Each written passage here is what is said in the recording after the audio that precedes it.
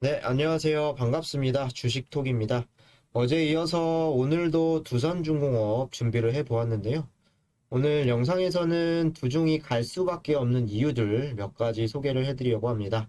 간단하게 여기 영상 체크 포인트 읽어봐 주시면 될 것 같고요. 첫 번째로 ESG에 관해서 두산중공업과 어떤 연관성이 있는지, 그리고 두 번째, K원전 오늘 뉴스가 나왔는데 뉴스 한번 싹 정리해서 읽어드릴 거고요. 그리고 마지막 현 시점에서 기술적인 분석 이야기해 보도록 하겠습니다. 두산중공업 꾸준하게 영상을 업로드할 예정이기 때문에 관심 있으신 분들이나 나는 중장기 종목 선정하기 어렵다라고 하시는 분들 필히 영상 끝까지 시청 부탁드리겠습니다. 본격적으로 시작하기에 앞서서 구독과 좋아요는 저에게 큰 힘이 될 것 같고요. 소통하는 방송인 만큼 궁금하시거나 이야기하고 싶은 내용들은 댓글로 많이 달아주시면 되겠습니다. 그럼 구독, 좋아요 눌러주셨으면 영상 시작을 해보도록 하겠습니다. 자, 여기 보시면은 최근 ESG라는 단어에 대해서 좀 관심 있으신 분들 많이 들어보셨을 것 같은데, 약자대로 환경 E, 사회 S, 그리고 지배구조 G 이렇게 좀 생각을 해주시면 되는데요. 지속 가능한 투자란 이렇게 나와 있죠. 지속 가능한 투자는 더 나은 수익을 창출하고 위험을 관리하기 위해 재무적 요인과 함께 환경, 사회, 지배구조, ESG 요인을 고려하는 투자 접근법입니다. 그리고 강력한 지속 가능성을 나타내고 이해 관계자에 주목하는 기업에 대한 투자를 포함합니다. 이렇게 좀 나와 있습니다. 여기 보시면은 환경, 기후 변화라든가 온실가스 배출, 물 등 자원 고갈, 폐기물과 오염, 산림 파괴가 좀 나와 있고요. 사회, 노예, 아동, 노동을 포함한 노동 조건, 토착 공동체를 포함한 현지 공동체, 분쟁 지역, 건강 및 안전, 직원 관계 및 다양성, 그리고 지배구조에는 경영진 보상, 뇌물 및 부정부패, 정치 로비, 이사회, 이런 내용들이 좀 나와 있는데요. 쉽게 말씀드리면 기업의 비재무적인 요소로 이 세 가지를 중시하는 것이 장기적으로 지속 가능한 이런 성장에 도움이 된다라는 투자 관점인데요.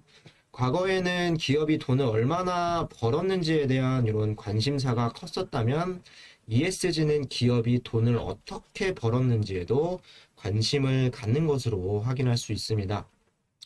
세계적으로 ESG는 이미 기업 경영의 기본 조건으로 자리를 잡고 있고요. 영국이라던가 스웨덴, 유럽 주요 국가들의 연기금들은 ESG 공시 규제에 적극 나서고 있다고 합니다. 세계 3대 연기금으로 뽑히는 우리나라 국민연금공단도 이 같은 흐름에 적극적으로 좀 대응을 하고 있고요. 그리고 ESG 2등급 이상 하락 기업은 또 국민연금 기금 운용본부에서 중점적으로 관리를 하겠다라는 지침을 발표하는 등 실질적인 투자 지표로 자리매김하고 있는 ESG에서 평가 영역이 국내에서도 좀 중요시되고 있다라고 보시면 될 것 같습니다. 단순하게 돈만 많이 버는 회사가 아니라 사회적으로 그리고 환경적으로 문제없이 수익을 창출해야 된다라는 소리인데요. 일단은 기업들도 이런 시대에 발맞춰서 좋은 평가를 받아야 되는 입장이 될 수밖에 없죠. 두산중공업 같은 경우도 녹색 경영이라고 해서 EHS 기반 기후 변화라던가 폐기물 등 이제 녹색 자원으로 명명을 해서 자원 재활용 향상에도 좀 힘을 쓰고 있고요. 생산 기지에도 녹색 경영 전문 인력을 좀 배치하는 등 친환경 경영을 이전부터 좀 추진을 해오고 있습니다. 그럼 ESG라는 부분 대충 이해가 좀 되셨을 거는 같고요. 두산중공업과 과연 어떤 관계성이 있다는 건지 아직 감이 안 잡히실 텐데, 두 번째 여기를 보고 설명을 드릴게요. 여기 보시면은 혹시 바이오 플라스틱이라고 들어보셨나요? 제목에 나와 있는데, 들어보신 분도 계시고 처음 들어보신 분들도 계실 텐데 좀 간단하게 설명을 드릴게요. 석유화학 탈정을 위한 끝판왕 바이오 플라스틱이라고 나와 있습니다. 12월 7일 정부는 이제 2050년 탄소 중립에 대한 이런 비전을 확정을 했죠. 2021년 파리협정 이행을 앞두고 2050년 장기 저탄소 발전 전략과 2030 국가 온실가스 감축 목표를 2020년까지 유엔에 제시를 했다. 2050년 장기 저탄소 발전 전략에는 재생에너지, 그린 수소 전환 및 이산화탄소 포집 기술 등 적극을 활용하겠다. 철강, 석유화학 기업, 수소, 환원 제출, 바이오 플라스틱 등 코크스와 납사 대체 미래 신기술 개발 및 상용화, 순환경제 구조를 위한 철 스크랩, 폐플라스틱, 폐콘크리트 등 재생원료 재사용률 높이기 등 굉장히 어려운 말로 설명이 되어 있는데요. 쉽게 생각을 하시면은 탄소 중립을 하기 위해서 이런 탄소, 온실가스라던가 이런 부분들을 줄이겠다라고 좀 나와 있는 부분인데요. 그래서 바이오 플라스틱이 이제 중심이 돼야 한다라는 부분입니다. 바이오 플라스틱이란 여기 좀 나와 있는데 바이오매스 기반의 고분자 플라스틱 전체를 의미하고요. 살아있는 식물체 및 생물 유기체를 총칭을 한다라고 나와 있습니다. 정확하게 이게 뭐다라고 알 필요는 없고요. 그냥 이렇게 탄소 중립에 대한 이런 비전을 확정하는 데 있어서 바이오 플라스틱이 상당히 중요하다라는 부분 체크하시면 좋을 것 같고요. 그리고 주요국 플라스틱 규제 현황, 우리나라에서는 이런 부분들을 이렇게 하고 있고 유럽이나 선진국들은 다 이렇게 진행을 하고 있죠. 그래서 중국 같은 경우는 플라스틱을 제한하기보다는 더 강력한 부분으로 2021년부터는 아예 이런 플라스틱 사용 금지령을 내렸습니다. 중국이라서 이런 부분들이 가능한 건지는 모르겠지만 어쨌든 가장 강력한 조치죠. 여러 국가들 중에서 국내에서도 아시아 그리고 중국에서 이런 조치를 취했기 때문에 국내에서도 1, 2년 안에 이런 부분들 좀 따라갈 가능성이 높다라고 보시면 좋을 것 같습니다. 두산중공업 같은 경우도 아까 말씀드린 바이오매스 관련해서 또 사업을 진행을 하고 있는데요. 바이오매스 같은 경우는 연료라고 생각을 해주시면 됩니다. 그래서 공해 주법인 황산화 물질이 거의 포함되어 있지 않고 질소 산화물 배출량은 석탄 대비 30%가 적다. 그래서 친환경 에너지로 주목을 받고 있고요. 현재 두산중공업 같은 경우는 일본 발전소 등의 이런 설계라든지 공급을 좀 수행을 하고 있고 앞으로 이런 내용들이 더 부각되고 국내에서도 환경적으로 이런 조치가 취해진다라고 했을 때 또 두산중공업이 이제 영위하고 있는 이런 사업 부분이 충분히 발전소나 이런 설치하는데 수주가 나올 수 있는 가능성이 있다라고 좀 알아두시면 좋을 것 같습니다. 이런 부분들을 좀 말씀을 드렸는데 정리를 좀 해볼게요. 정리를 좀 해보자면은 ESG 전 세계적으로 굉장히 중요한 화두이고 환경이라던가 기후, 탄소 중립에 굉장히 중요한 요소가 되었다. 그런 가운데 두산중공업은 바이오 플라스틱 아까 말씀드렸던 이런 관련 사업도 이제 진행을 하고 있고 누구보다 탄소 중립에 좀 적합한 기업으로 볼 수 있을 것 같습니다. 더 나아가서 어제 말씀드렸던 SMR, 소형 이런 원전도 탄소 중립에 기여할 수 있는 최적의 기술이 아닐까 이런 이야기들이 좀 많이 나오고 있는데요. 지루한 내용들 좀 많이 말씀을 드렸는데 잠시 쉬어가는 뜻으로 구독과 좋아요 안 누르신 분들 한 번씩 부탁드리고요. 두 번째로는 제가 K원전에 대해서 뉴스를 좀 살펴볼 겁니다. 여기 보시면은 굉장히 많은 내용의 뉴스가 오늘 나왔습니다. 유일한 청정에너지원, 스마트원전, SMR, K원전, 구원투수대나 이렇게 좀 나와 있는데요. 이른바 스마트원전으로 불리는 소형 모듈 원전이 전 세계 에너지 시장의 게임 체인저로 부상하고 있다. 값싸고 안전하면서도 탄소 중립 목표를 달성을 위한 지름길이 될 수 있다는 점에서 한국 원자력 시장의 새로운 희망이 될지 주목이 된다라고 나와 있죠. 정부에서는 탈원전을 외치고 있었지만 또 이런 언론에서는 또 K원전, K자를 붙여서 구원투수가 되나 이런 이야기들이 좀 나와주고 있는 부분인데요. K원전 부활의 열쇠 되나 스마트원전 SMR에 거는 기대 이른바 스마트 원전으로 불리는 소형 모듈 원전이 2050년 탄소 중립을 목표 달성과 한국 원자력 발전 생태계 부활의 열쇠가 될 것이란 기대감이 높아지고 있다. 한국 수력 원자력은 최근 전 세계가 대한원전으로 주목하고 있는 SMR의 원천 기술 확보를 통해 국내 원전 업계가 글로벌 시장에서 다시 경쟁을 할 수 있도록 뒷받침할 이런 계획이다라고 좀 나와 있죠. 그래서 2030년이면 세계 시장 진출도 가능할 것이라는 한수원의 판단도 나와 있는 부분이고요. 중요한 거, 두산중공업은 시제품 개발에 나섰다. 두산중공업은 지난해 7월 4,400만 달러, 500억 원 규모 지분을 투자한 미국 SMR 기업, 어제 말씀드렸죠. 유스케일 파워와 손잡고 수출 가능한 SMR 모델을 만들고 있다.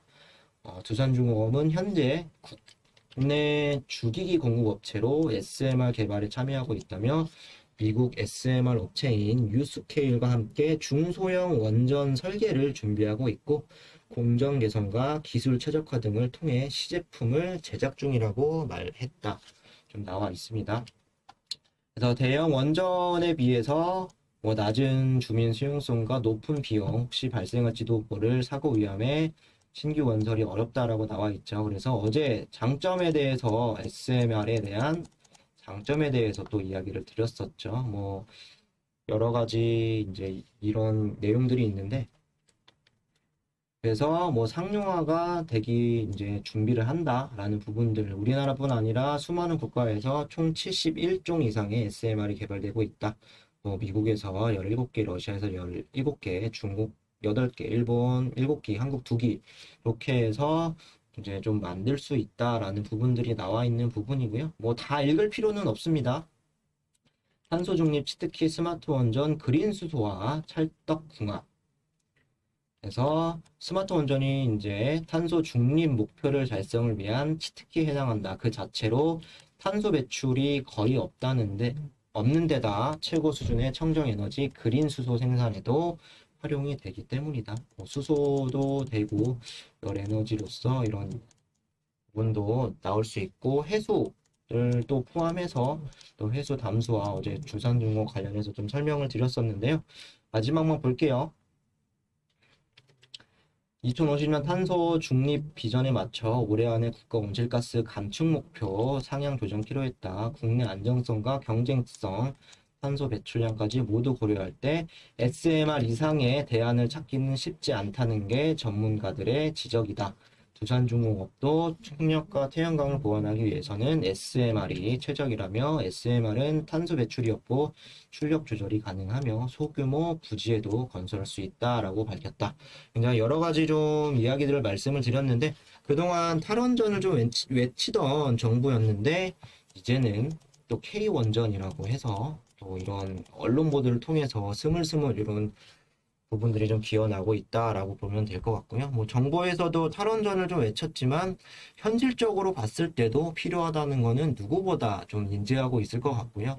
어제 영상에서도 말씀드렸다시피 입장이 조금씩 변화하고 결국에는 이 부분이 선택이 아닌 필수로 될 수밖에는 없다라고 좀 생각을 합니다. 그래서 태양광과 풍력 그리고 수소 에너지 이론 보다도 몇 배가 높은 전력 생산을 할 수 있다고 하고요. 그리고 우리나라 기후와 여러 가지 여건상 태양광 설치를 좀 많이 하긴 했지만 태양광과 풍력은 국내에서 좀 장기적으로 봤을 때는 좀 어려워질 수 있다. 원전으로 대체가 돼야 된다라고 밖에 생각을 하고 있고요. 기술적으로 좀 말씀을 드리면 오늘 같은 경우 이제 장이 마감이 되었죠. 여기 보시면은 3%대까지 저가로 좀 이탈이 나왔다가 마무리는 1.19%로 좀 마감이 되었는데 주가가 여기서 여러분들이 좀 바라시는 부분들 안 빠지고 쭉쭉 올라가 주는 게 가장 베스트겠죠. 그렇지만 이렇게 안전한 이런 조정은 주시장에서 필수적인 요소다. 더 안전하게 더 높이 더 길게 갈 수 있다라는 부분 좀 알고 가시면 좋을 것 같고 3월 들어서 사실 주가가 이렇게 계속 하락하는 우하향하는 이런 상황에서 3월 들어서 10,000원에서 거의 14,000원 부근까지 이제 5일선을 훼손하지 않고 쭉쭉 올라갔죠. 거의 40% 가까이 좀 올라갔기 때문에 최근에 이런 또 공매도 그리고 그런 공매도에 대한 불안감, 시장 악화 이런 부분에서 이런 조정폭은 좀 견뎌야 더 좋은 미래를 볼 수 있다라고 생각을 합니다. 뭐 SMR 소형 모듈 원전에 대한 원천 기술을 또 확보를 하고 있죠. 대형이나 소형 그리고 또 해치하는 그런 부분들도 두산중공업이 좀 국내에서는 몇 안 되는 유일하게 좀 갖고 있는 부분인데 단발적인 이슈나 뭐 재료 소멸이 아니라 지속적인 이슈가 꾸준하게 될 수 있을 것 같습니다. 뭐 이거 같은 부분은 뭐 한두 달 안에 만들 수 있는 게 아니죠. 향후 뭐 5년에서 더 좀 길게 본다면 7년까지 이렇게 기다릴 수 있는 부분인데 뭐 주가를 그때까지 끌고 가라고 말씀을 드리는 건 아니에요. 어쨌거나 이런 내용들이 나와주고 있고 다음 연도까지 좀 지켜볼 생각이고요. 이런 부분들 단기성이 아니라 꾸준하게 나올 수 있다라는 부분들 알고 계시면 좋을 것 같고 뭐 위에서 보유하고 계신 분들은 이렇게 좀 떨어지는 상황 때마다 좀 적절한 자리에서 주거 담는 이런 전략이 좀 필요할 것 같고요. 추가 매수 자리는 상당히 좀뭐 고민하신 분들이 많은데 사실 정답은 없습니다. 제 기준에서 좀 말씀을 드리면 11,800원에서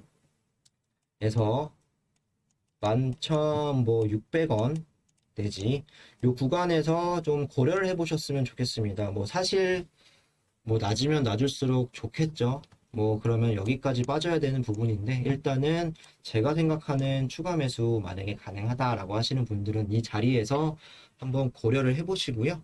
뭐 기회가 준다면 이것도 나오는 부분이겠죠. 그래서 고려해 보시고 1차 목표가 어제는 제가 목표가 좀 말씀을 안 드렸는데 14,000원대 일단은 잡고 대응을 해 나가시면 좋을 것 같습니다. 금일은 뭐 ESG와 두산중공업의 뭐 관계 그리고 SMR 뉴스로 통해서 좀 정리해보는 시간을 좀 가져봤는데요. 정보가 유익하셨다 생각되시는 분들은 구독과 좋아요 부탁드리고요. 뭐 궁금하신 거나 뭐 문의사항 있으신 분들은 댓글로 남겨주시면 되겠습니다. 긴 영상 시청하시느라 고생 많으셨습니다. 감사합니다.